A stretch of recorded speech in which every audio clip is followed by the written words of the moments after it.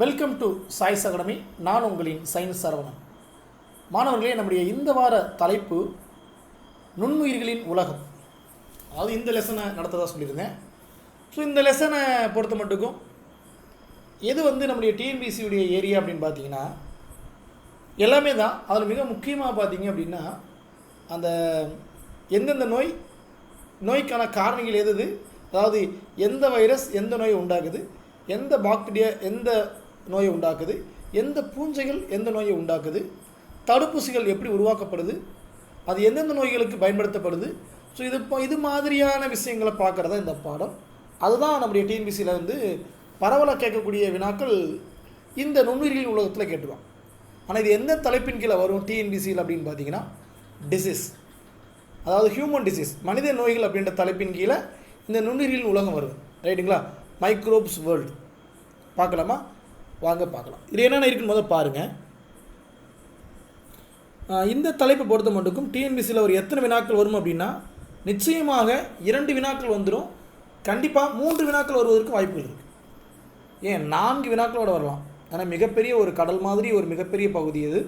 அதில் 9ஆம் வகுப்புலேருந்து ஆரம்பிக்குது. 2 கொஸ்டின் கன்ஃபார்ம்ப்பா. அது இப்போ பெருந்தொற்று காலத்தை பற்றி நம்முடைய பயிற்சியாளர்கள் முழுமையாக தெரிஞ்சிருக்கணும்னு டிஎன்பிசி செக் பண்ணுறாங்க. கோவிட்-19 இப்போ தானே கிராஸ் ஆகி போச்சு. அதனால் கண்டிப்பாக அதில் இருந்தெல்லாம் கேள்வி வரும். பார்க்கலாம். முதல் இடத்துல பாருங்கள், நுண்ணுயிரியல், மைக்ரோபயாலஜி அப்படின்ற இந்த டேர்ம் பார்த்திங்கன்னா க்ரீக் வேர்ட் முதல் ஸ்டார்ட் ஆகுது அப்படின்னு பாருங்கள். இந்த புக்கில் எல்லாமே படிக்கணுமானா நான் இப்போ நடத்துகிறத மட்டும் நீங்கள் படிச்சுக்கிட்டா கூட போதுமானது. பாருங்கள், நுண்ணுயிரியல், இதுக்கு ஆங்கிலத்தில் மைக்ரோபயாலஜி அப்படின்னு மீனிங். இதுக்கு என்ன ஃபுல் மீனிங் பார்த்தீங்கன்னா 2ஆக பிரிச்சிடலாம். மைக்ரோஸ், இன்னொன்று பயாலஜி. மைக்ரோஸ் அப்படின்றதுக்கு என்ன மீனிங் அப்படின்னு பார்த்தீங்கன்னா நுண்ணிய அப்படின்னு அர்த்தம். ஸோ பயோஸுக்கு என்ன மீனிங் அப்படின்னு பார்த்தீங்கன்னா உயிருள்ளன்னு அர்த்தம். பயோ வாழ்கிறது. லாஜி அப்படின்னா படிப்பு. ஸோ இந்த மொத்தமாக சேர்ந்து தான் மைக்ரோபயாலஜி என அழைக்கப்படுது. ஸோ ஆங்கிலத்தில் என்னென்ன மீனிங் சொல்கிறேன் கேட்டுக்கங்க. மைக்ரோஸ் அப்படின்றது என்னென்னு பார்த்தீங்கன்னா மைக்ரோனா ஸ்மால். ஸோ பயாஸ் அப்படின்னா லைஃப்னு அர்த்தம். பயாஸ்னு என்னது? லைஃப் அப்படின்னு அர்த்தம். ஃபுல்லாக கரெக்டாக சொன்னோம்னா லைஃப் பியரிங். லார்ஜ் அப்படின்னா ஸ்டடி. ஸோ மொத்தது மைக்ரோபயாலஜி. ஓகேங்களா? ஸோ அப்படி மைக்ரோ ஆர்கானிசம் என்ன சார் இருக்குது அப்படின்னா பாக்டீரியா, பூஞ்சைகள்னால் ஃபங்கஸ், அப்புறம் பார்த்திங்கன்னா பாசிகள், ஆல்கே, புரோட்டோசோவாஸ், வைரஸ், எல்லாத்தையும் பற்றி படிக்கக்கூடிய ஒரு படிப்புக்கு பேர் தான் என்ன வார்த்தை? மைக்ரோபயாலஜி அப்படின்ற வார்த்தை. ஸோ அந்த வார்த்தைக்கான மீனிங் கொடுத்துருக்காங்க. அது எந்த மொழி சொல் அப்படின்னு கேட்க வாய்ப்பு இருக்குது. ரைட்டுங்களா? ஓகே. வேறு என்ன இதுக்கு அடுத்து நம்ம எதை பார்க்குறோம் அப்படின்னு பார்த்தீங்கன்னா புக்கிலுக்கு எல்லாத்தையும் படிக்கணும் அவசியம் இல்லை. நான் ஆரம்பத்தில் சொன்ன மாதிரி டிஎன்பிசிக்கு எது தேவையோ அதை மட்டும் படிச்சுட்டே போகலாம். கவனிங்க, நம்ம ஃபஸ்ட்டு எடுத்துனே பார்க்குறது அந்த மைக்ரோப்ஸில் பாக்டீரியாக்களை பார்க்க போகிறோம். பாக்டீரியா. ஓகே, இந்த பாக்டீரியான்றது என்ன அப்படின்னு பார்த்தீங்கன்னா நல்லா கவனிங்க. நுண்ணிய ஒரு செல்லுடைய உட்கரு மற்றும் பிற செல் நுண்ணுறுப்புகள் அற்ற ப்ரோகேரியாட்டிக் உயிரினங்கள் ஆகும். கொஞ்சம் ஜூம் பண்ணி காமிக்கிறேன், வெயிட் பண்ணுங்கள். ஓகே, இப்போ பாருங்கள், புரியும். பாக்டீரியாக்கள் நுண்ணிய ஒரு செல்லுடைய உட்கரு மற்றும் பிற செல் நுண்ணுறுப்புகளுடைய ப்ரோகேரியாட்டிக் உயிரினங்கள் ஆகும். இதுதான் பாக்டீரியாவுக்குரிய definition. Bacteria are microscopic single cell, ஒரே ஒரு செல்லு தான் இருக்கும். ப்ரோகேரியாட்டிக்னா என்ன சார் அப்படின்னு பார்த்தீங்கன்னா ப்ரோனா 1, கேரியாட்டிக்னா செல்லு, ஒரு செல். அப்போ ஒரு செல் உயிரினங்கள் அர்த்தம். ப்ரோகேரியாட்டிக் உயிரினங்கள் அர்த்தம். புரியுதுங்களா? ப்ரோகேரியாட்டிக் ஆங்கிலத்தில் ஸ்பெல்லிங்கை பார்த்துங்க. Prokaryotic. So single celled prokaryotic organism without nucleus. என்ன சொல்லியிருக்காங்க? Without nucleus and other sell organelles. இதுதான் பாக்டீரியா அப்படின்னு டெஃபினேஷன் கொடுக்குறாங்க. ஓகே, இந்த பாக்டீரியாத்தில் நிறைய வகைகள் இருக்குது. நீங்கள் படத்தில் பார்க்குறீங்க இல்லையா? இதுதான் பாக்டீரியா, இப்படி தான் இருக்கும். ஸோ அந்த பிக்சர் மட்டும் பார்த்து வச்சுக்கோங்க. ரைட்டுங்களா? ஸோ பாக்டீரியாவில் நிறைய வகைகள் இருக்கும். அதுக்கு முன்னாடி அந்த பாக்டீரியாவுடைய சைஸை தெரிஞ்சுக்கலாம். ஒரு பாக்டீரியான்றது எவ்வளோ சைஸ் இருக்கும் அப்படின்னு பார்த்தீங்கன்னா இங்கே பாருங்கள். நீளத்தில் லெங்த் வைஸில் 1 முதல் 10 மைக்ரோமீட்டர். மைக்ரோமீட்டர் அப்படின்றது ஒன்றுமே இல்லை. இங்கே பாருங்கள், 10⁻⁻6 மீட்டரை தான் என்ன சொல்கிறாங்க? மைக்ரோமீட்டர் அப்படின்றாங்க. 10⁻�6ன்றது எவ்வளோ சின்ன வேல்யூன்னு நமக்கு தெரியும். அப்போ 1 முதல் 10 மைக்ரோமீட்டர் தான் இருக்கும் நீளத்தில். நீளமே அப்படின்றப்ப அகலம் அதை விட கம்மி. 0.2லேருந்து 1 மைக்ரோமீட்டருக்கும் கம்மியாக தான் இருக்கும். ஸோ இந்த data is very important to the TNPSC exam.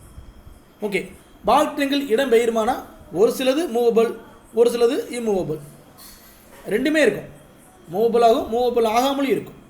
Right, movable ஆகுது அப்படின்னா அந்த மூவபிளுக்கு எது பயன்படுதுன்னு பார்க்கணும். ஸோ இடம்பெயர்வதற்கு பயன்படுவது எதுன்னு பார்த்தீங்கன்னா கசை இலைகள் அழைக்கப்படுது. பொதுவாக பாக்டீரியங்கள் இடம்பெயர்வதற்கு எது பயன்படும் அப்படின்னா ஃப்ளாஜெல்லா. நல்லா மைண்டில் வச்சுங்க.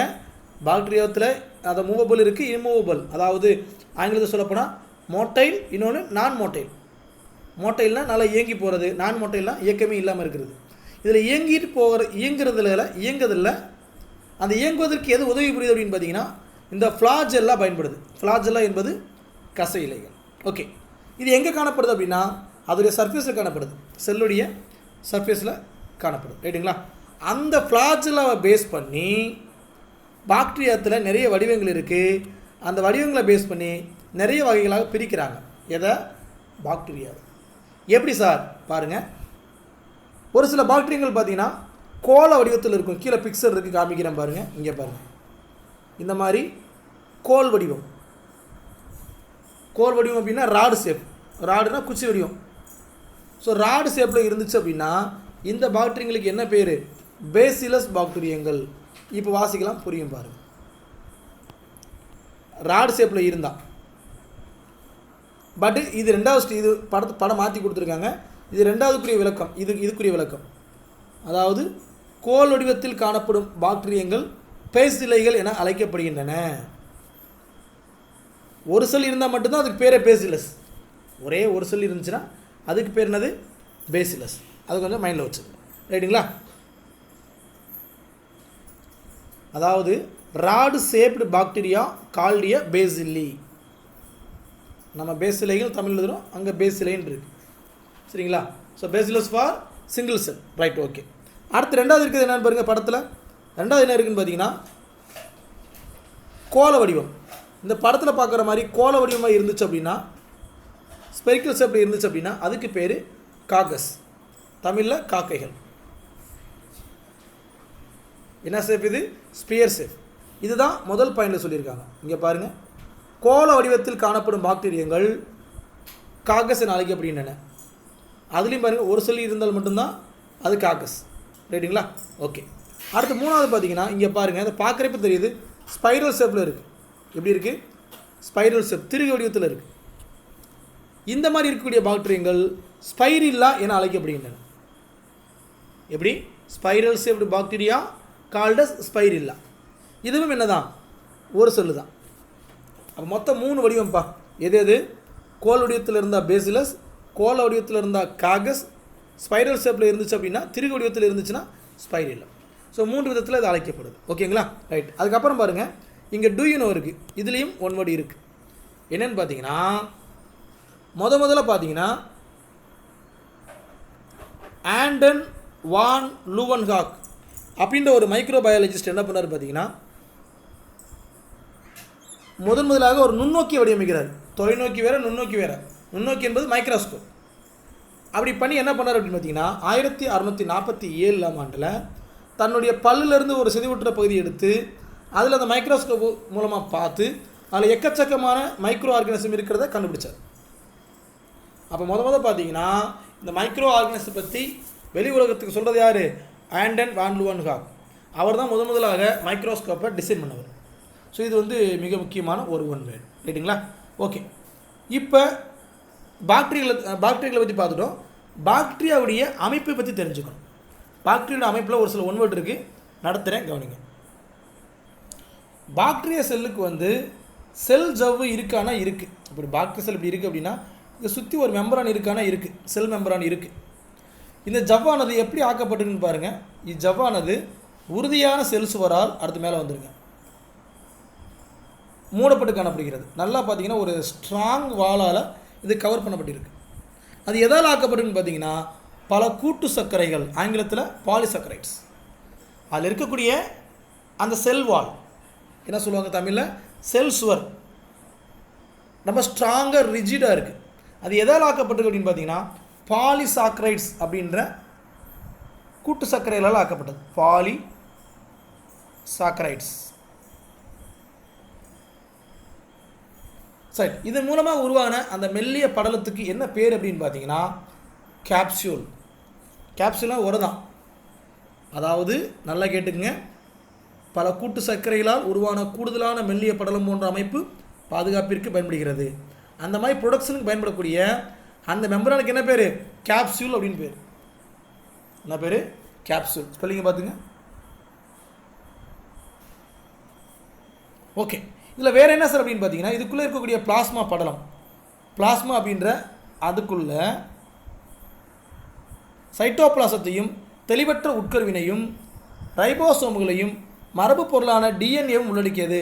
மொத்தம் 4 விஷயம் இருக்குது. ஒன்று பிளாஸ்மா இருக்குது, சைட்டோபிளாசம் இருக்குது, மூணாவது தெளிவற்ற உட்கரு. தெளிவான உட்கரு கிடையாது, கிளியர் கட்டாக இருக்கக்கூடிய ஒரு நியூக்ளியஸ் கிடையாது, தெளிவற்ற ஒரு உட்கரு காணப்படுது. என்னென்ன சொல்லியிருக்கேன் திரும்ப ஒரு ஞாபகப்படுத்துங்க. ஒன்று என்னென்னு பார்த்தீங்க அப்படின்னா,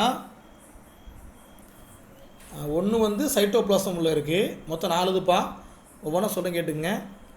ஒன்று சைட்டோபிளாசம், இன்னொன்று தெளிவற்ற உட்கரு. தெளிவற்ற உட்கருக்கு ஆங்கிலத்தில் இன்சிபியன் நியூக்ளியஸ். இன்சிபியன் நியூக்ளியஸ். மூணாவது என்ன இருக்குது? ரைபோசோம். ரைபோசோம் ஸ்பெல்லிங் உங்களுக்கு தெரியும்னு நினைக்கிறேன். ஸோ இருந்தாலும் ஒரு முதல் முறையினால் எழுதி போட்டுறேன். ரைபோசோம் அல்லது ரிபோசோம் எல்லாம் ஒன்று தான். இன்னொன்று நம்முடைய ஜெனட்டிக் பொருள் என்னென்னு பார்த்தீங்கன்னா டிஎன்ஏ. மொத்தம் 4 விதமான விஷயங்கள் உள்ளே இருக்குது. ரைட்டுங்களா? கேட்பாங்க, பாக்டீரியாவுடைய அந்த உள்ளே இருக்கக்கூடிய பொருட்கள் என்னென்னு கேட்டாங்கன்னா இந்த 4 சொல்லிடணும். ஸோ இந்த அமைப்பில் இருக்கக்கூடிய மிக முக்கியமான ஒன்வேர்டு எது அப்படின்னு பார்த்தீங்கன்னா, நல்லா கவனிங்க, இதுதான் ஒன்வேர்டு, மிக முக்கியமான ஒன்வேர்டு. அதில் இருக்கும் இந்த 4 பொருளை ரைபோசோம் ஒன்று பார்த்தோம் இல்லையா? இந்த ரைபோசோம்கள் இதோட யூஸ் என்ன அப்படின்னு பார்த்தீங்கன்னா, புரத உற்பத்தி, புரோட்டீன் சிந்தசிஸுக்கு இதுதான் சென்டரு. ஸோ புரத உற்பத்திக்கு மையங்களாக செயல்படுவது எது? Ribosome. So ribosomes are the site of protein synthesis. புரத உற்பத்திக்கு என்ன சொல்லுவாங்க? உற்பத்திக்கு சிந்தசிஸ் அப்படின்வாங்க. ஸோ இது டிஎன்பிஎஸ்சி கொஸ்டின், கொஞ்சம் மைண்டில் வச்சுக்கோங்க. ரைட்டுங்களா? ஓகே, இது பேசிக். நம்முடைய ஏறக்குறை இப்போ பார்த்தது எல்லாமே பாக்டீரியங்களை பற்றி பேசிக்கான விஷயங்களாக பார்த்துருக்கோம். இதே மாதிரி வைரஸ்கள். ஸோ வைரஸ் அப்படின்றது தமிழ் சொல்லே கிடையாது. இதற்கான தமிழ் மீனிங் என்னென்னு பார்த்தீங்கன்னா, ஸோ வைரஸ்ன்றது என்ன என்ன என்ன மொழி சொல்லிடுறேன். Is லட்டின் word. அதுக்கு என்ன மீனிங் அப்படின்னா விஷத்தன்மையுடைய திரவம் அப்படின்னு பேர். Poisonous fluid. என்ன பேர்? Poisonous fluid.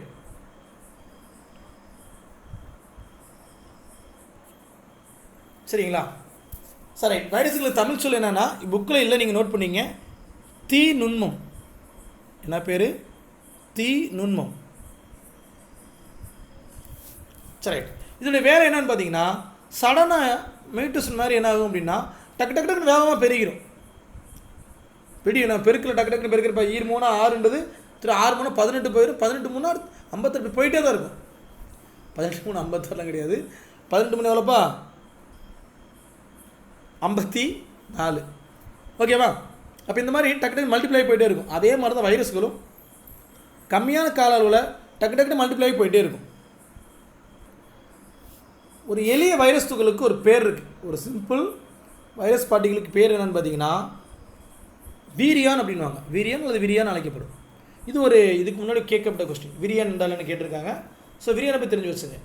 A simple virus particle is often called a virion. இந்த விரியான் பார்த்தீங்கன்னா எல்லாத்துலேயுமே காணப்படாது. கண்டிப்பாக லிவிங் செல்ஸ், உயிருள்ள செல்கள் மட்டும்தான் காணப்படும். அதே மாதிரி நோய் தொற்றினை உருவாக்குறதுல, டிசீஸை உருவாக்குறதுல இது ரொம்ப ரொம்ப ரொம்ப ரொம்ப சைஸில் சிறுசு. எவ்வளோனா 18 400 நானோமீட்டர் தான் இருக்கும். இதுக்கு முன்னாடி பார்த்த பாக்டீரியங்கள் கூட மைக்ரோமீட்டர் தான் இருந்தது. மைக்ரோமீட்டர்னால் 10⁻1000 10⁻6. பட் இங்கே நானோமீட்டர் படிங்க என்னப்போ வரும்? 10⁻9. அப்போ ரொம்ப ரொம்ப ரொம்ப சிறுசு. இதை நானோமீட்டர் அப்படின்வாங்க. 18 முதல் 400 நானோமீட்டர் தான் இருக்கும். அதே மாதிரி இது பிளான்ட்டு, தாவரங்கள், விலங்குகள், அனிமல்ஸ், ஹியூமன்ஸ், இன்னொன்று பாக்டீரியா, மேலே பார்த்த பாக்டீரியா எல்லாத்துலேயும் இந்த வைரஸ்கள் வாழும். அந்தளவுக்கு பார்த்திங்கன்னா இது வேகமாக பரவக்கூடியது. ரைட்டுங்களா? ரைட். இந்த வைரஸ்களுக்கு உயிர் இருக்குமா இருக்காதா, கடவுள் இருக்காரா இல்லையா அப்படின்ற மாதிரி கேள்விக்கு பதில் இதுதான். மிக முக்கியமான ஸ்டேட்மெண்ட் கொஸ்டின். இந்த வைரஸ்கள் மட்டும் வித்தியாசமானது. உயிருள்ள பண்பையும் காட்டும், உயிரற்ற பண்பையும் காட்டும். Viruses exhibit both living and நான் லிவிங் கேரக்டர். சரிங்க சார், உயிருள்ள பண்புகள்னு எதை சொல்கிறீங்க அப்படின்னா முதல் பாயிண்டை பாருங்கள். இதெல்லாம் ஸ்டேட்மெண்ட் கொஸ்டின். வைரஸில் ஏன் உயிர் இருக்குன்னு சொல்கிறாங்க அப்படின்னா வைரஸில் என்ன ஆகுது, மல்டிப்ளை ஆகுது. அதே மாதிரி மரபணு பொருள் இருக்குது, ஜெனட்டிக்குடைய மிக முக்கியமான ஒரு ஃபேக்டர் இருக்குது. டிஎன்ஏ இருக்கும் அல்லது ஆர்என்ஏ இருக்கும், மிக முக்கியமாக நியூக்ளிக் ஆசிட் இருக்கும். ஸோ இது எல்லாமே லிவிங் திங்ஸ், அது வந்து உயிரோடு இருக்கிறதுக்கான சாத்தியக்கூறுகள். வேறு இவை ஓம்பு உயிர்களில் உள்ள உயிருள்ள செல்களில் பெருக்க முடியுங்க. இது டேரெக்டாக பார்த்தீங்கன்னா இன்னொரு ஆர்கானிசத்து மேலே தான் ஒட்டி காணப்படும், அதுக்குள்ளே இருந்தால் அது பெருகும். அந்த உயிருக்கு பேர் பார்த்தீங்கன்னா ஓம்புயிரி அப்படின்வாங்க. என்ன சொல்லுவாங்க, ஓம்புயிரி. ஹோஸ்ட் அப்படின்வாங்க, host sell, host. They can multiply in the living cell of the ghost. இவை ஓம்புயிரில் உள்ள உயிருள்ள செல்களில் பெருக்கமடைகின்றன. இன்னொன்று, இது எல்லா கோஸ்ட்டையுமே தாக்குமான கிடையாது, பர்டிகுலராக சில கோஸ்ட்டை மட்டும் தான் அட்டாக் பண்ணும். They can attack specific ghost. இதெல்லாம் பார்க்குறப்ப இது உயிருள்ள பண்பு மாதிரி தான் தெரியுது. சரிங்க சார், எதுக்காக உயிரற்ற பண்பு அப்படின்றாங்க, ஏன் நான் லிவிங் கேரக்டர்ஸ் ஆஃப் வைரஸஸ் சொல்கிறாங்க அப்படின்னா அதுக்கு ஒரு 3 காரணம் இருக்குது. ஓம்புயிருக்குள்ளே தான் இது ஆக்டிவ். இதே இது ஓம்புயிருக்கு வெளியில் அவுட் சைடில் பார்த்தீங்கன்னா ரொம்ப ரொம்ப இன்ஆக்டிவாக இருக்குது. Viruses remains as inert material outside their host. Okay, அடுத்து வேறு என்ன பயன்படுத்தி இதை பாருங்கள். இதில் என்ன சொல்லியிருக்காங்க, வைரஸ்கள் செல் ஜவ்வு மற்றும் செல் சுவர் அற்றவை. கண்டிப்பாக இதில் இருக்கணும், கண்டிப்பாக செல் ஜவ்வு இருக்கணும், மெம்பரான் இருக்கணும், செல் மெம்பரான் இருக்கணும், செல்வால் இருக்கணும். அதில் இங்கே இல்லை. அதே மாதிரி மேலே இதில் நான் 4 பார்த்தோம் இல்லையா, மிக முக்கியமான உறுப்புகளா, இது அதில் பார்த்தீங்கன்னா இந்த ரிபோசோம் இருந்துச்சு, மைட்டோகாண்ட்ரியா. இந்த ரெண்டும் பார்த்தீங்கன்னா இதில் கிடையாது. மைட்டோகாண்ட்ரியா ரொம்ப இம்பார்ட்டன்ட், ஆனால் அதான் ஏடிபி உற்பத்தி தொழிற்சாலை அழைக்கப்படும். ஏடிபி என்பது நம்ம உடம்புக்கு தேவையான சத்துமானம். அந்த சத்துமானத்தை உற்பத்தி பண்ணக்கூடிய விஷயம் எது தான், மைட்டோகாண்ட்ரியா தான். சரிங்களா, அந்த மைட்டோகாண்ட்ரியாவும் இல்லை, ரிபோசோம் இல்லை, எதில், வைரஸில் இல்லை. இன்னொன்று, பொதுவாக பார்த்தீங்கன்னா உயிருள்ள பொருட்களை படிக்கப்படுத்த முடியாது, ஆனால் இதை படிக்கப்படுத்த முடியுது, பாடமாக்க முடியுது. தே கேன் பி கிறிஸ்டலைஸ்டு, படிக்கப்படுத்த முடியும். என்ன பண்ண முடியும், கிறிஸ்டலைஸ்டு பண்ண முடியுன்றாங்க. அப்போ இதெல்லாம் பார்க்குறப்ப எப்படி தெரியுது, நான் லிவிங் கேரக்டர் தெரியுது. அதனால தான் viruses exhibit both living and நான் லிவிங் கேரக்டர். அதாவது உயிருள்ள பண்பையும் காட்டும், உயிரற்ற பண்பையும் காட்டும். நீங்கள் நல்லவரா கெட்டவரா அப்படின்ற மாதிரி தான். சரி, இந்த வைரஸ்களில் நிறைய வகைகள் இருக்குது. என்னென்ன அப்படின்னா, முதல் தாவர வைரஸ்கள். பொதுவாக தாவரத்தை அட்டாக் பண்ணக்கூடிய வைரஸ்கள் எல்லாமே தாவர வைரஸ்கள், பிளான்ட் வைரஸ் அப்படின்வாங்க. அதுக்கு எக்ஸாம்பிள் புகையிலை மொசைக் வைரஸ், ஷார்ட்டாக டிஎம்யூ அப்படின்வாங்க. Tobacco mosaic virus. இதுக்கு இன்னொரு பேர் இருக்குது, பல வண்ண வைரஸ் அப்படின்வாங்க. பல வண்ண வைரஸ் எழுதிங்க. முதல் டிஎம்யூக்கு விளக்கம் சொல்லி எழுதிங்க. Tobacco mosaic virus. சரிங்களா, அதே மாதிரி காலிஃப்ளவர் மொசைக் வைரஸ். உருளைக்கிழங்கு வைரஸ், பொட்டேட்டோ வைரஸ். ஸோ இது எல்லாமே தாவர வைரஸ்களுக்கு உதாரணம். ரைட்டுங்களா, கீழே பிக்சர் கொடுத்துருக்காங்க, பார்த்துக்குங்க. புகையிலை பலவண்ண வைரஸ் இந்த மாதிரி தான் இருக்கும், ஜூம் பண்ணி பார்க்குறப்ப இப்படி தான் இருக்கும். சரிங்களா, இது எது, டொபாக்கோ மொசைக் வைரஸ். சரி, இதே மாதிரி விலங்கு வைரஸ்கள் இருக்குது, அது விலங்குகள் உண்டாக்கும். அதெல்லாம் நம்மளும் வந்துடுவோம். என்னென்னு பார்த்தீங்கன்னா, ஒன்று அடினோ வைரஸ், இன்னொன்று retro virus.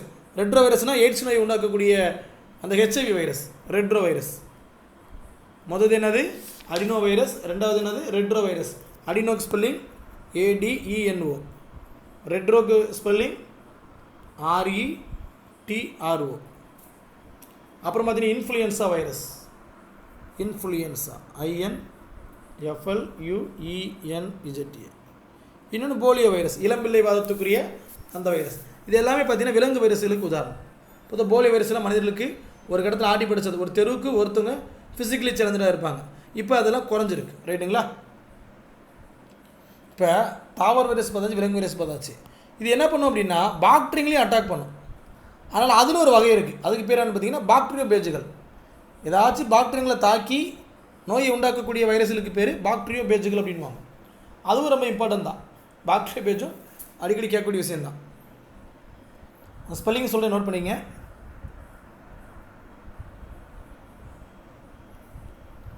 பாக்டீரியோ pages, PHAGES, பாக்டீரியோ pages. இந்த கீழே பிக்சல் இருக்குமா, இது மாதிரி தான் இருக்கும். பார்க்குறதுக்கு ரோபோட் மாதிரி இருக்கா? இது தலை, இது உள்ள DNA. இது வந்து பார்த்திங்கன்னா வால் உரை, டெயில் சீத் அப்படின்வாங்க. டெயில், TAIL, டெயில் சீத்,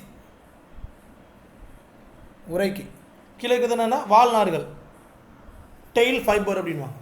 ஆனால் ஜூம் பண்ணி பார்க்குறப்ப இந்த மாதிரி தெரியும். இந்த T4 பாக்டீரியோபேஜ் அப்படின்வாங்க. பாக்டீரியங்களை தாக்கி அழிக்கக்கூடிய வைரஸ்களுக்கு என்ன பேர்? T4 பாக்டீரியோபேஜ். இதுக்கு முன்னாடி என்ன கேட்டிருக்காங்க? TNPSC கேட்டிருக்காங்க, பார்த்துங்க. சரிங்களா? ஓகே, வைரஸ்களில் இப்போ பேசிக்கான விஷயங்களை பார்த்துருவோம். எல்லாம் பேசிக் தான், இந்த படத்தை பொறுத்த மட்டுக்கும் பேசிக் தான். அடுத்து பார்க்குறது ஃபங்கஸ். ஃபங்கஸ்னால் பூஞ்சைகள். பூஞ்சைகள் அப்படின்றது என்னென்னு பார்த்தீங்கன்னா ஒரு பச்சையமற்ற உயிரினம். இதுவே மிக முக்கியமான ஸ்டேட்மெண்ட். பூஞ்சைகளுக்கு என்ன கிடையாது? பச்சையம் கிடையாது. தே லேக் குளோரோஃபில். பச்சையத்துக்கு ஆங்கிலத்தில் என்ன பேருப்பா? குளோரோபில்.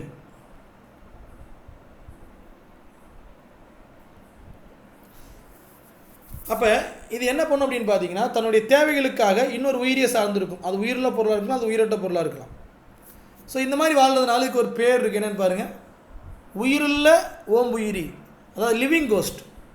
அதை சார்ந்து இருக்கக்கூடிய ஃபங்கஸுக்கு என்ன பேர் அப்படின்னு பார்த்தீங்கன்னா ஒட்டுண்ணிகள் அப்படின்னு பேர். என்ன பேர்? ஒட்டுண்ணிகள். ஆங்கிலத்தில் பேராசைட்ஸ்.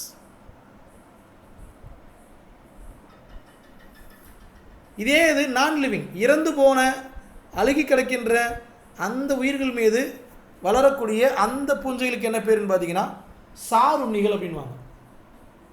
என்ன உண்ணிகள்? சாருண்ணிகள். முதல் பார்த்தது பேராசைட், ரெண்டாவது பார்த்தது சாப்ரோபைட்ஸ். சாருண்ணிகள் என்ன பேர்? சாப்ரோ, SA.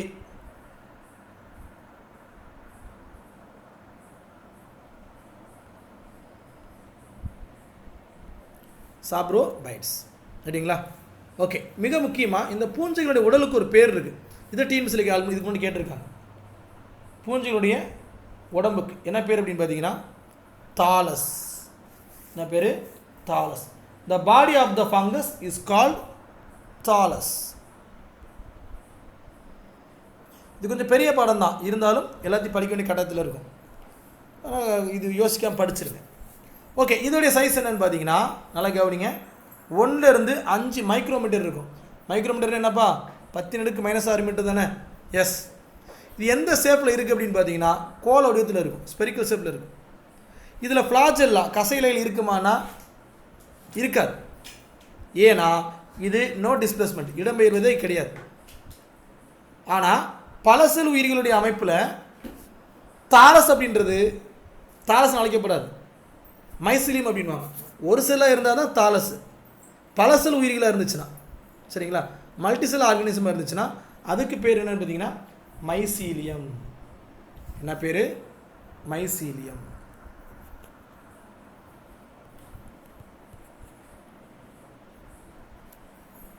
ஓகேங்களா? சரி, இந்த மைசிலியம் அப்படின்றது ரொம்ப கரெக்டாக சொல்லப்போனால் பல நுண்ணிய நூல் வடிவ ஹைபே அப்படின்ற இலைகளுடைய தொகுப்பு தான். என்ன பேர்? அதோடைய தொகுப்பு hyphae. Mycelium is a complex of several thin filaments. நுண்ணிய நூல் வடிவம், தின் ஃபிலமெண்ட்ஸ் கால்ட் ஹைபே. இப்போ நான் சொல்கிறத மட்டும் நீங்கள் படிங்கப்பா, எல்லாத்தையும் படிக்காதீங்க, நிறைய இருக்குது. அதை நான் சொல்கிறத மட்டும் படிங்க போதும், இந்த பாடத்தை பொறுத்த மட்டும். ஓகே, இந்த ஹைபாவுடைய அளவு என்னன்னு பார்த்தீங்கன்னா அளவு என்னன்னு பார்த்தீங்கன்னா 5 to 10 மைக்ரோமீட்டர். சரி, இதுக்குள்ளே பார்த்தீங்கன்னா புரோட்டோபிளாசம் இருக்கும், செல் நுண்ணுறுப்புகள், செல் மைக்ரோ ஆர்கானிசம் உள்ளே இருக்கும். இந்த பேராவில் ரொம்ப இம்பார்ட்டன்ட் லைன் இதுதான். ஹைபாவுடைய சைஸ் என்ன? 5 to 10 மைக்ரோமீட்டர். அதை மட்டும் பார்த்துங்க. அடுத்து பார்த்தீங்கன்னா இது ரொம்ப ரொம்ப இம்பார்ட்டன்ட். செல் சுவரானது செல்லுலோஸ் அல்லது கைட்டின் பொருட்களால் ஆனது. எதோடைய செல் சுவர்? இதனுடைய செல் சுவர், இந்த ஹைபேக்களுடைய செல் சுவர் எதால் ஆக்கப்பட்டிருக்கு? கைட்டின் அப்படின்ற ஒரு பொருளால் ஆக்கப்பட்டிருக்கு. இது TNPSC கேட்டிருக்காங்க. கைட்டின்.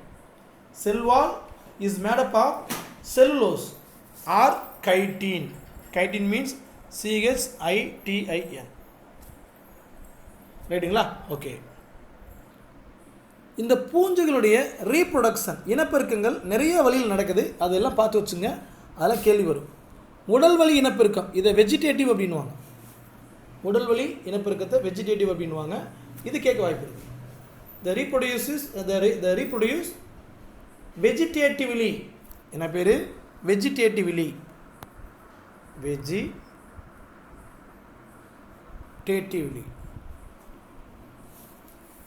ஓகே. அப்படின்னா என்ன சார் அப்படின்னா, அதில் ஒரு 3 மெத்தட் இருக்குது. ஒன்று என்னன்னு பார்த்தீங்கன்னா, இரண்டாக பிளத்தல். அப்படியே 2ஆக பிளந்துடும். ஓகேங்களா? இது ஒன்று. அடுத்தது பார்த்தீங்கன்னா மொட்டு விடுதல். இது 2. இன்னொன்று என்னென்னு பார்த்தீங்கன்னா துண்டாதல். இது 3. மொதல் என்னது? Binary fission.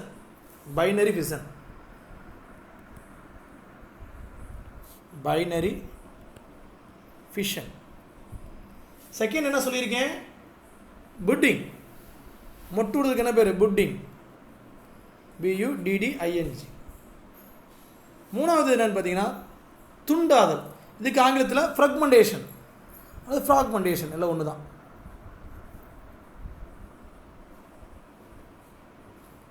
அப்போ இது கண்டிப்பாக கேட்பாங்கப்பா. உடல் வழி இனப்பெருக்கம் எத்தனை வழியில் நடக்குது அப்படின்னா, ஒன்று பைனரி ஃபிஷன், இரண்டாக பிளத்தல், இன்னொன்று புட்டிங் மொட்டு விடுதல், இன்னொன்று துண்டாதல் ஃப்ராக்மெண்டேஷன். இது உடல் வழி இனப்பெருக்கம். இதே மாதிரி பாலில்லா இனப்பெருக்கம் நடக்கும். பால் இல்லாத இனப்பெருக்கம் எப்படி சார் அப்படின்னா, கொனிடியா வித்துக்கள் உருவாதன் மூலமாக நடக்கும். எப்படி நடக்கும்? இது அசெக்ஸ்வலி ரீப்ரொடக்ஷன். பால் இல்லை அப்படின்றது அசெக்ஸ்வலி ரீப்ரொடக்ஷன் மெத்தடில் பண்ணும். இது செக்ஷுவலி எஸ். ஆங்கிலத்தில் கொனிடியா வித்துக்கள் உருவாதல் என்ன பார்த்தீங்கன்னா ஸ்போர் ஃபார்மேஷன் கொனிடியா. ஸ்போர்னே SPORE. ஸ்போர் ஃபார்மேஷன் எழுதிடுவீங்க. கொனிடியாக்கு ஸ்பெல்லிங் CONIDA. இந்த மெத்தடில் இது நடக்கும். சார் பால் இனப்பெருக்கம் நடக்குமானா அதுவும் நடக்கும். செக்ஷுவலி மெத்தடும் நடக்கும். ரைட்டுங்களா? அப்போ மொத்தம் 3 மெத்தட். ஒன்று உடல் வழி இனப்பெருக்கம், இன்னொன்று பாலில்லா இனப்பெருக்கம், ஒன்று பால் இனப்பெருக்கம். ஒன்று உடல் வழி இனப்பெருக்கம், அதாவது வெஜிடேட்டிவ்லி.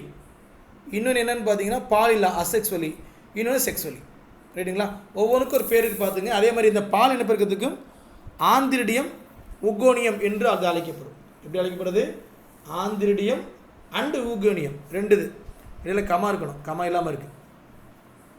ஸோ இந்த பேர்லாம் தெரிஞ்சு வச்சுக்கோங்க. கொஞ்சம் கடினமான பேர் தான், ஆனால் அட்ஜஸ்ட் பண்ணி கொஞ்சம் படிச்சுக்கோங்க. ரைட்டுங்களா? ஓகேம்மா. அடுத்தது என்ன டேர்ம் அப்படின்னு பார்த்தீங்கன்னா பீரியான்கள் அல்லது பிரியான்கள் தான் கரெக்டு. ஆல்ரெடி விரியான் ஒன்று பார்த்துட்டோம்.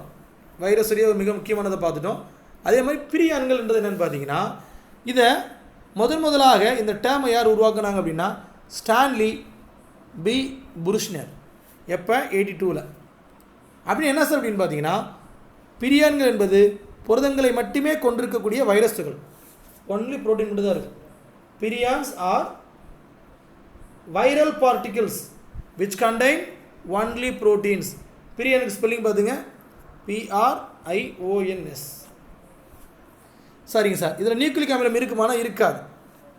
they do not contain nucleic acid.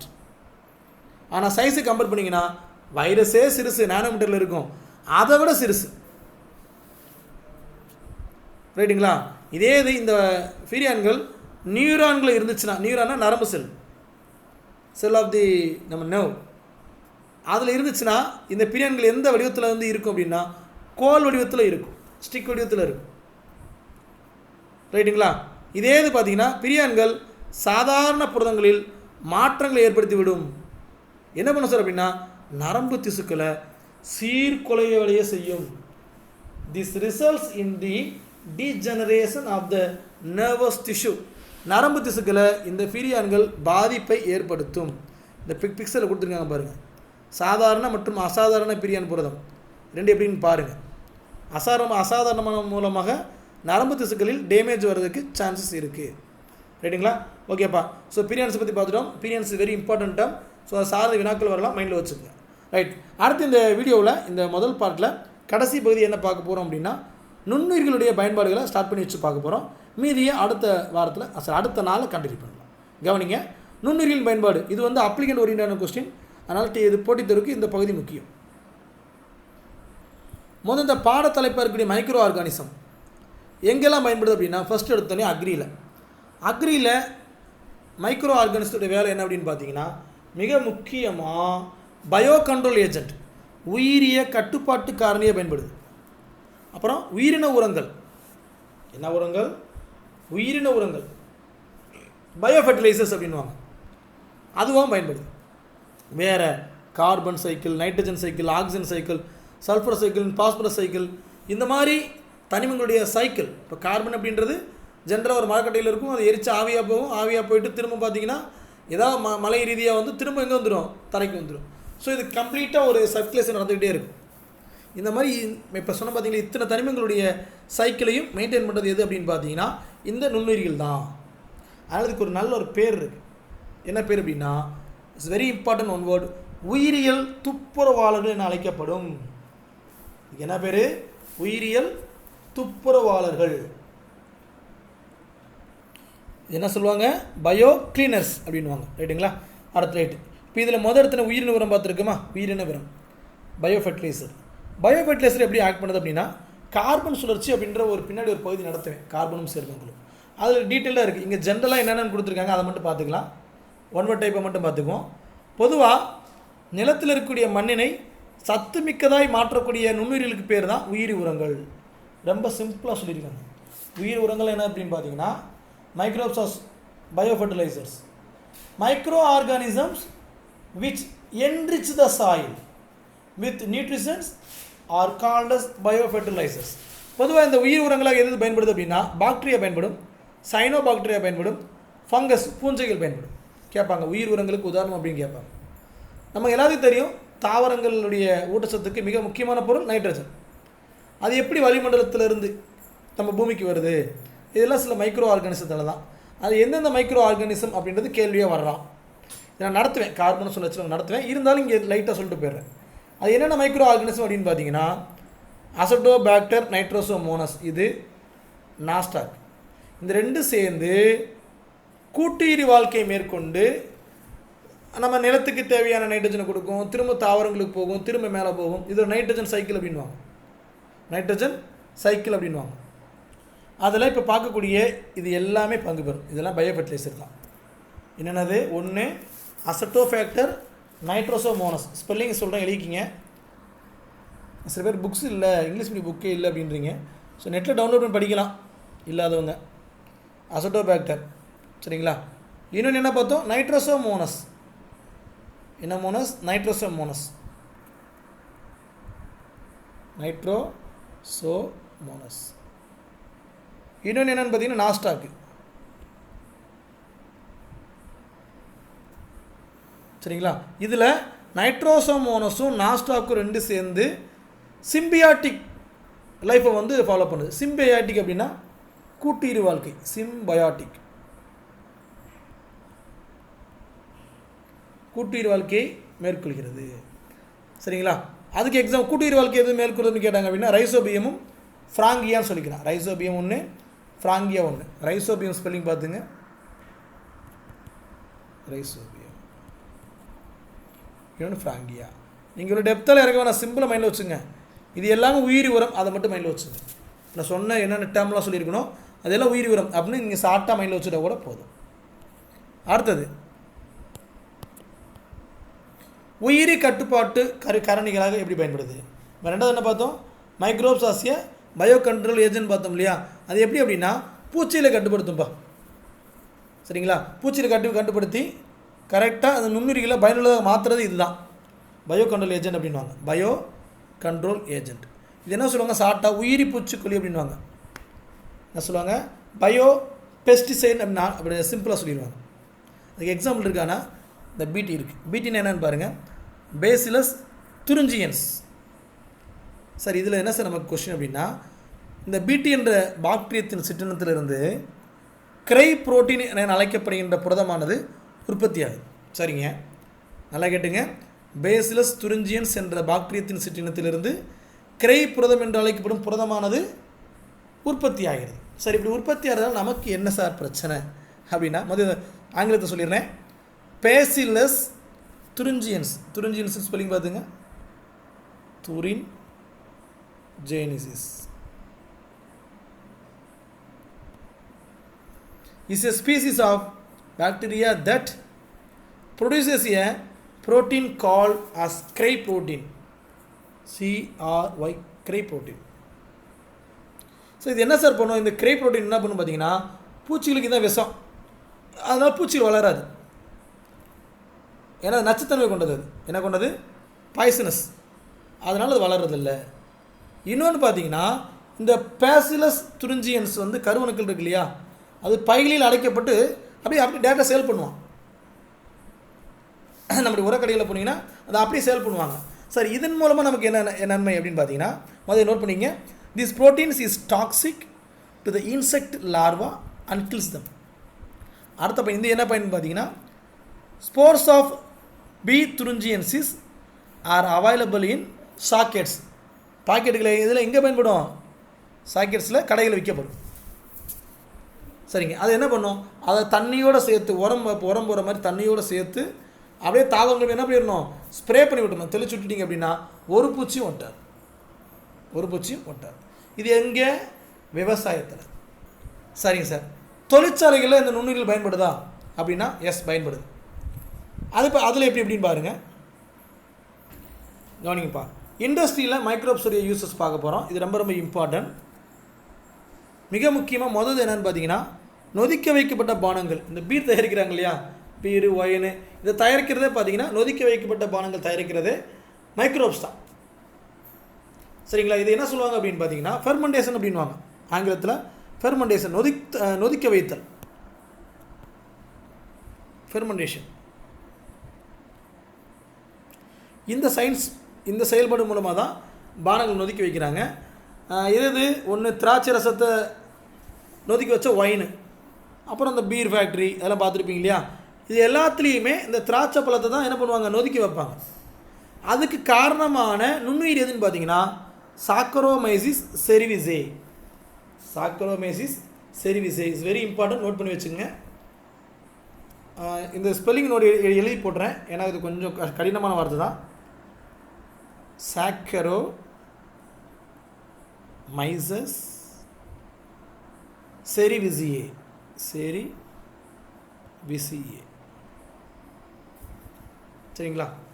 இது என்ன பண்ணுது? இதுதான் ஃபெர்மெண்டேஷனை தூண்டி விடுது. ஃபெர்மெண்டேஷன் ஆல்ரெடி எழுதி போட்டு நினைக்கிறேன். Yes, okay. அதே மாதிரி தான் காப்பி. நம்முடைய காப்பி விதைகள், தேயிலை, புகையிலை, இது எல்லாத்தையுமே பதப்படுத்துறதுக்கு, எது தேவை? மைக்ரோப்ஸ் தேவை. எதை? Curing of the coffee beans, tea leaves and tobacco leaves, இது எல்லாத்தையுமே நொதிக்க வைக்கணும். இது அதே மாதிரி தான், ஃபெர்மெண்டேஷன் தான். அந்த ஃபெர்மெண்டேஷன் பண்ண வைக்கிறதுக்கு நிறைய நுண்ணுயிர்கள் தேவை. என்ன நுண்ணுயிர் அப்படின்னா பாக்டீரியா தேவை. என்ன பாக்டீரியம் அப்படின்னு பார்த்தீங்கன்னா பேசிலஸ் மெகாடெரியம். பேசிலஸ் ஸ்பெல்லிங் உங்களுக்கு தெரியும் ஆல்ரெடி. மெகாடெரியத்தை மட்டும் நோட் பண்ணிங்க. இதுதான் பார்த்தீங்கன்னா மேலே சொன்ன அந்த காஃபி விதைகளை, தேயிலை விதைகளை, புகையிலைகளை எல்லாத்தையுமே ஃபெர்மெண்டேஷன் பண்ணுது. ஸோ இதனால் நமக்கு என்ன கிடைக்கும் அப்படின்னா நல்ல நறுமணம் கிடைக்கும். காஃபி ஃபேக்ட்ரி பார்த்து கிராஸ் பண்ணாலே ஒரு நல்ல ஒரு எனர்ஜி கிடைக்கும். பார்த்துருப்போம் இல்லையா? அது மாதிரி தான். அதே மாதிரி டீ ஃபேக்ட்ரி கேரளாக்கெல்லாம் போனீங்க அப்படின்னா அதை கிராஸ் பண்ணுறப்பே ஒரு நல்ல நறுமணம் வரும். சரிங்களா? அதுக்கு காரணம் இந்த பேசிலஸ் மெகாடெரியம் அப்படின்ற பாக்டீரியா அதை ஃபெர்மெண்டேஷன் பண்ணுறதுனால தான். அடுத்தது பார்த்திங்கன்னா மிக முக்கியமானது தயிர் தயாரித்தல். பாலை தயிராக்குறாங்க இல்லையா, அதுக்கும் பாலை புளிக்க வைக்கிறதுக்காக வச்சுருப்பீங்க. அதில் மைக்ரோப்ஸ் ஃபார்ம் ஆகும். அதுக்கும் சில மைக்ரோப்ஸ் தேவை. அதுக்கு பேர் என்ன பார்த்தீங்கன்னா லாக்டோ பேசிலஸ். லாக்டோ அப்படி போட்டுங்க, பேசிலஸ். பாலை வந்து தயிராக மாற்றுறது. இட்லி மாவு இருக்கு இல்லையா, அதில் இதாக வரும், லாக்டோ பேசிலஸ் தான் வரும். இட்லி மாவு புளிக்க வச்சதுன்னு அடுத்த என்ன போட இட்லி போட முடியும். ஸோ அதுக்கும் இந்த மைக்ரோ ஆர்கானிசம் தான் உதவியாக இருக்கும். வேறு என்னென்னு பார்த்தீங்கன்னா லாஸ்ட் பேராகிராஃப் வெரி இம்பார்ட்டன்ட். நிறைய ஒன் வேர்ட்ஸ் இருக்குது, ஆனால் மிஸ் பண்ணாமல் எல்லாத்தையும் வாசிக்கிறேன் கவனிங்க. கரிம அமிலங்கள், ஆர்கானிக் ஆசிட், நொதிகள், என்சைம்கள், விட்டமின்ஸ், இதெல்லாமே தயாரிக்கிறதுக்கு மைக்ரோப்ஸ் பயன்படும். ஃபார் எக்ஸாம்பிள் கரிம அமிலம் அப்படின்றப்ப ஆக்சாலிக் அமிலம். ஆக்சாலிக் அமிலம் எதிலப்பா இருக்கும்? ஆக்சாலிக் அமிலம் பார்த்திங்கன்னா நம்முடைய தக்காளி பழத்தில் இருக்கும். சரிங்களா? அடுத்து பார்த்திங்கன்னா அசிட்டிக் அமிலம் ஊறுகாயில் இருக்கும். சிட்ரிக் அமிலம் புளிப்பு சுவையில் எல்லா பழத்துலையுமே இருக்கும். இதை எப்படி உருவாக்குறாங்களா? ஆஸ்பர்ஜில்லஸ் நைகர் அப்படின்ற பூஞ்சை மூலமாக தான் தயாரிக்கிறாங்க. ஆஸ்பர்ஜில்லஸ் நைகர். ஸ்பெல்லிங் எழுதி போட்டோமா? எழுதி போட்டுறேன் பார்த்துங்க. ஆஸ்பர்ஜில்லஸ் நைகர். அது மட்டும் இல்லை, சில என்சைமும் இதன் மூலம் பெறப்படுது. என்னென்ன என்சைம் அப்படின்னு பார்த்தீங்கன்னா lipase, invertase, protease, glucose oxidase. இந்த நுண்ணுயிரிகள் எல்லாமே இந்த நொதிகள் எல்லாமே நுண்ணுயிரில் தான் பெறப்படுது. Right. The last one is very important. ஈஸ்ட்டுகள் இருக்கு இல்லையா, அந்த ஈஸ்ட்டுகள் தான் விட்டமின் பி காம்ப்ளெக்ஸ், அதாவது விட்டமின் பி கூட்டுப்பொருள், அதை அதிகம் உற்பத்தி பண்ணுறதுக்கு மேஜர் சோர்ஸ், பெருவாரியான ஆதாரம் எதுன்னு பார்த்தீங்கன்னா ஈஸ்ட்டுகள் தான். விட்டமின் பி காம்ப்ளெக்ஸை உருவாக்குறதுக்கான மிகப்பெரிய சோர்ஸ் என்னென்னு பார்த்தீங்கன்னா ஈஸ்ட்டுகள் அப்படின்ற அந்த மைக்ரோப்ஸ் தான் மிக முக்கியமான பயன்பாட்டில் இருக்குது. ஈஸ்ட் ஸ்பெல்லிங் பார்த்துங்க, ஈஸ்ட். சரிங்களா? Yeast are rich source of vitamin B complex. இதுக்கு அடுத்து நம்ம தலைப்பு என்னென்னு பார்த்தீங்கன்னா மருத்துவத்துறை எப்படி பயன்படுது அப்படின்றப்ப அது மிகப்பெரிய கடல். அதை நம்ம நியூ வீடியோவில் பார்க்கலாம். ரைட்டுங்களா? தேங்க்யூ.